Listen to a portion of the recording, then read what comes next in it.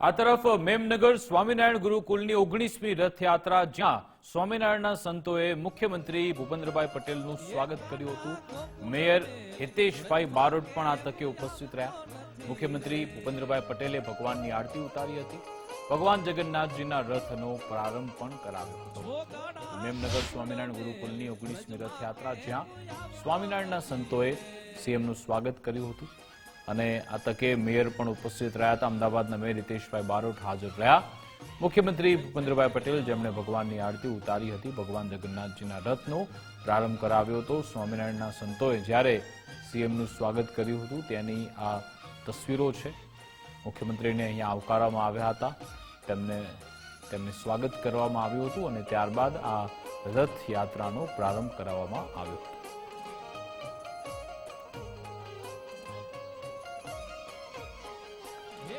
તો ભગવાન જગન્નાથજીના રથનો પ્રારંભ કરાવવામાં આવ્યો હતો, ત્યાંની આ તસવીરો છે। મેમનગર સ્વામિનારાયણ ગુરુકુલની 19મી આ રથયાત્રા સ્વામિનારાયણના સંતોએ તમામને આવકાર્યા હતા।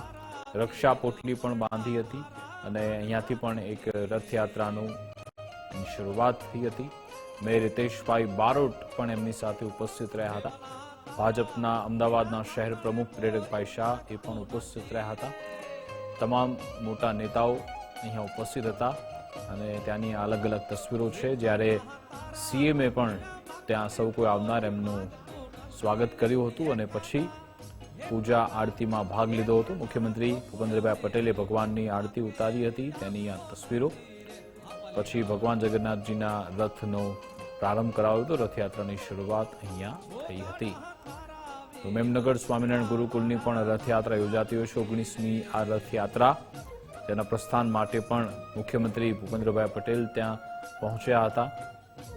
સ્વામિનારાયણના સંતો જ્યારે સીએમ ત્યાં પહોંચ્યા ત્યારે તેમનું સ્વાગત કર્યું હતું અને મેયર હિતેશભાઈ બારોટ, ભાજપના અમદાવાદ શહેર પ્રમુખ પ્રેરકભાઈ શાહ એ પણ ઉપસ્થિત રહ્યા હતા અને પહેલા પૂજા આરતી કરવામાં આવી, ત્યારબાદ રથનો પ્રારંભ કરવામાં આવ્યો હતો। રથયાત્રાની શરૂઆત અહીંયા પણ થઈ હતી અને રથયાત્રા કે જે એક ઉત્સાહનો દિવસ હોય છે, તહેવારનો દિવસ હોય છે કે જ્યારે ભગવાન આપણી સમીપ આવે છે, ભગવાન આપણી નજીક આવે છે અને આપણને આશીર્વાદ આપતા હોય છે અને ભક્તો આતુરતાથી રાહ જોતા હોય છે કે ક્યારે ભગવાન નગર ચર્યા નીકળે, ભગવાન આશીર્વાદ આપે, ભગવાન આપણી સમીપ આવે અને એક ક્ષણ જ ખૂબ જ આહલાદક હોય છે કે જ્યારે ભગવાનની સામે જ તમે હોવ છો, લાગે કે બસ આ જ પરમ સત્ય છે અને એ વાતાવરણ જ કંઈક અલગ હોય છે કે ચારે બાજુ ઉત્સાહ, ઉમંગ, કોઈ દુઃખ નહીં,